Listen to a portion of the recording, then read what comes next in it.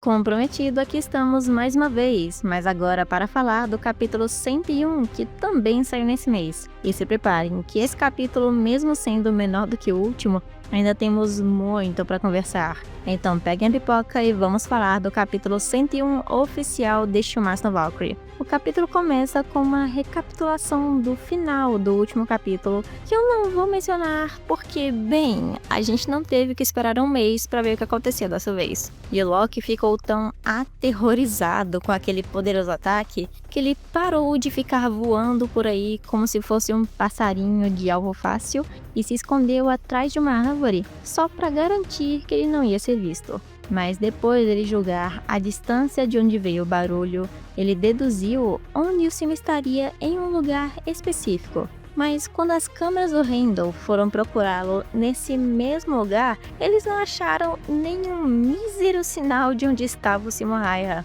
nem mesmo com essa enorme quantidade de câmeras que eles tinham à disposição da arena. E ao contrário do que diziam nos spoilers, não era o Simo que estava apagando todos os traços de onde ele estava. Era apenas a neve caindo na arena que estava cobrindo as pegadas de onde ele estava indo, como se fosse uma ajudinha a mais, deixando assim a caçada bem mais difícil para o Loki do que para o Simo. E por conta desse último ataque poderoso, a humanidade foi à loucura, todos felizes e esperançosos de que o Simo poderia mesmo vencer essa batalha devido à sua enorme força. E o Jack, na sua salinha com a Hiloki, também menciona que a força desses clones nem se compara à original, são apenas meras cópias baratas. Mas o Jack também menciona que ainda tinha alguma coisa incomodando ele, porque apenas uma bala que se transforma em diversos projéteis de chumbinho não se parecem com aquele ataque poderoso que ele acabou de ver no meio da arena. Porque um tiro comum de sniper atravessa de uma vez o seu alvo, porque essa única bala tem um enorme poder de impacto e alcance. Porém, esses projéteis de chumbinho são apenas pequenas balas que se espalham em um amplo lugar, resultando em um único ataque superficial, que não possui muita força ou alcance, apesar da enorme área que poderia cobrir. E esse tipo de ataque não combina nem um pouco com o franco atirador que eles conhecem. Porém, entretanto, todavia, esse ataque que ele viu agora mesmo na arena, não foi possível ver nenhuma dessas fraquezas que um ataque com projéteis teria, porque esse ataque possuía um enorme poder e precisão em cada um dos deuses, coisa que não é típica de uma arma de dispersão que normalmente é o que o Simo teria usado para poder fazer um ataque em larga escala. Deduzindo então que na verdade poderia ter algum poder especial por trás de tudo isso que ele havia enxergado, fazendo ele imaginar que tipo de emoção deve estar por trás dessas balas também. E isso eu fico imaginando se ele queria ver as cores de cada uma daquelas balas disparadas, ou na verdade a cor do Simo, que era a pessoa que está disparando cada uma delas. E ao contrário do que eu imaginava nos spoilers, a explicação do Jack até que faz bastante sentido e é bem interessante de se adicionar aqui, porque eu imaginava que ele ia só ficar falando a mesma explicação que a gente já tinha sobre o ataque, que foi claramente mostrado no capítulo passado, como normalmente acontece nas explicações de várias lutas, mas pelo menos ele deixou o jeito bem mais amplo para a gente entender. Então, depois disso, nós vemos o Ares sentindo a mesma sensação mais ou menos que o Jack no começo, falando que mesmo Hércules sendo uma cópia, ele não gosta de ver o seu amigo caindo mais uma vez, ainda mais por uma simples arma de fogo. Porque uma arma de fogo criada pela humanidade não deveria ser capaz de nem sequer fazer um mísero arranhão nem um corpo divino. Ainda mais os clones, que também foram feitos com esse mesmo poder divino, deduzindo que uma arma não poderia nem sequer eliminar os clones que o Loki havia feito. E desse jeito, ele ficou perguntando pro Hermes qual era a resposta, mas dessa vez nem ele tinha a mínima ideia. Apenas o Zeus ficou falando que a Brunhilde, provavelmente, deve ter algum truque a mais por trás de tudo isso. E após esse pequeno momento, nós vemos então a própria Brunhilde recebendo uma visita maravilhosa do lindo e incrível Buda, fazendo ela pensar que talvez seria a Gol, mas ao ver que não era ela, mudou de assunto imediatamente, porque algo chamou a atenção do Buda no meio dessa batalha, e ele comenta que o Simo é um pouco incrível ou inacreditável, porque ele apenas ensinou para Brunhilde sobre o que é o Volund, uma técnica capaz de confrontar os deuses, ainda mais se perguntando o que realmente aconteceu ali, considerando tudo isso. Porque mesmo que a Valkyria se transforme em uma arma com a Volund e compartilhe a sua alma junto com a alma de um humano, a única coisa capaz de ferir um deus seria o próprio corpo desse humano ou a arma. E se nenhuma bala especial foi preparada com antecedência para o Simo Häyhä estar usando naquele momento, a única coisa que deveria ser disparada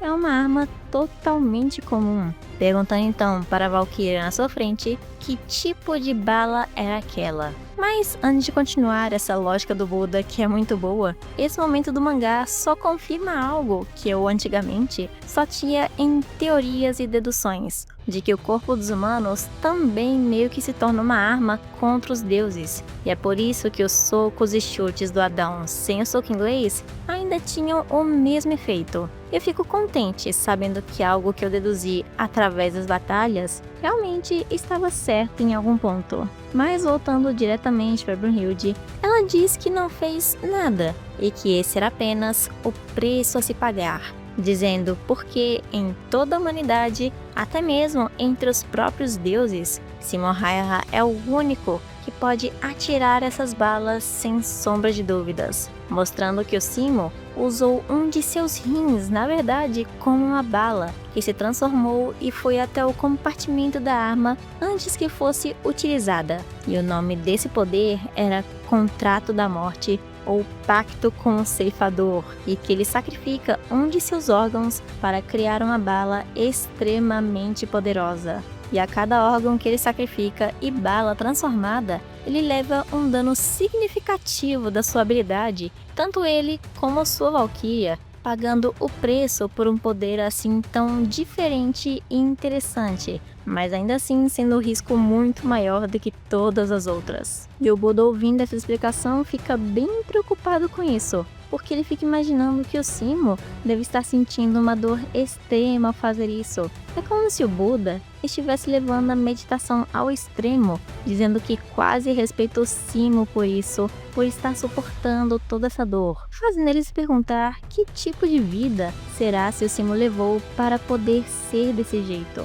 E a Brunhilde, meio que respondendo à dúvida do Buda, explica que o Simo se tornou um herói de guerra, matando muitos de seus inimigos, mas que para o Simo, mesmo ele protegendo a sua terra natal no meio de uma guerra, para ele, atirar em uma pessoa era a mesma coisa de uma dor insuportável, ou seja, ele não gosta de matar outras pessoas, e é por isso que o seu poder nasceu desse conceito, uma dor tão intensa e destrutiva, capaz de destruir seu corpo e sua própria mente, dizendo que essa era a sua redenção. Então, para o próprio Simo Häyhä, é como se essa dor fosse uma forma de salvação. É como se o Simo se sentisse culpado por todas as mortes e vidas que ele tirou e precisava pagar por isso de alguma maneira. E era exatamente isso que dizia nas páginas finais, que eu antes não tinha entendido muito bem. Mas aqui também mostra que o próximo órgão que o Simo está utilizando é o fígado, pela escolha dele mesmo. E ele já estava cuspindo sangue por ter transformado esse órgão em uma bala. Então aqui eu começo uma pequena discussão sobre esse capítulo. Eu devo admitir que essa habilidade do Simo é bastante única e diferente e igualmente muito poderosa, considerando que aquele ataque de antes era para ser fraco, mas foi muito incrível. E com toda certeza essa habilidade vai deixar a batalha bem mais emocionante do que algumas outras. Mas esse poder também é algo muito limitado, considerando que diversos órgãos no corpo humano são vitais para a nossa sobrevivência. Mas eu também fico imaginando, já que o Simo está usando o fígado assim logo de cara, considerando que o corpo não sobrevive sem esse órgão, ele deve ter alguma carta na manga, ou a sua Valkyria deve ter alguma habilidade a mais para manter ele vivo nesse meio tempo. E eu também tenho outra pequena teoria sobre essa habilidade específica do Simo Häyhä, de que quanto mais importante for o órgão que ele está usando para a luta, mais potente a bala que ele usa vai se tornar. Então, diferentes órgãos, diferentes balas, tanto até que eu imaginava que aquele primeiro ataque poderia ser uma metralhadora antes de ver os spoilers completos. Então o Simo realmente vai ter alguma forma de sobreviver, mas ao mesmo tempo tendo uma enorme desvantagem para ele mesmo, apesar de seus ataques serem bem poderosos. Mas o detalhe que mais me preocupa aqui é a batalha terminar mais cedo do que esperado, considerando que o Simo vai ficar debilitado bem rapidinho se ele não conseguir terminar com essa batalha o mais veloz possível. E também considerando que já foram 3 capítulos da batalha, já que esse mês tivemos capítulo duplo. Então, se a gente continuar nesse ritmo com capítulos duplos ou curtos, eu não duvido que eles deixem essa rodada com apenas 6 ou 7 capítulos, assim como Leônidas vs Apollo, para tentar não estender demais uma batalha que não tem necessidade, o que na minha opinião seria um enorme desperdício de ambos os personagens com habilidades muito interessantes e também com certeza ia decepcionar todos os fãs do Simo Häyhä que esperaram anos e anos a fio apenas para ele aparecer e participar do Ragnarok. Mas eu ainda considero que a versatilidade desse poder do Simo ainda vai ser mais bem explorada em detalhes. E eu espero realmente que essa rodada não seja assim tão curta quanto eu estou imaginando que pode com certeza ser. Mas antes do final desse vídeo, eu vou falar da segunda imagem colorida que saiu, que eu já estava querendo falar um pouquinho antes. E essa página tem todos os lutadores que saíram até o momento, usando ternos e roupas bem elegantes, e alguns deles ficaram até mais estilosos desse jeito. E nessa foto tem alguns detalhes que vocês provavelmente não notaram muito bem.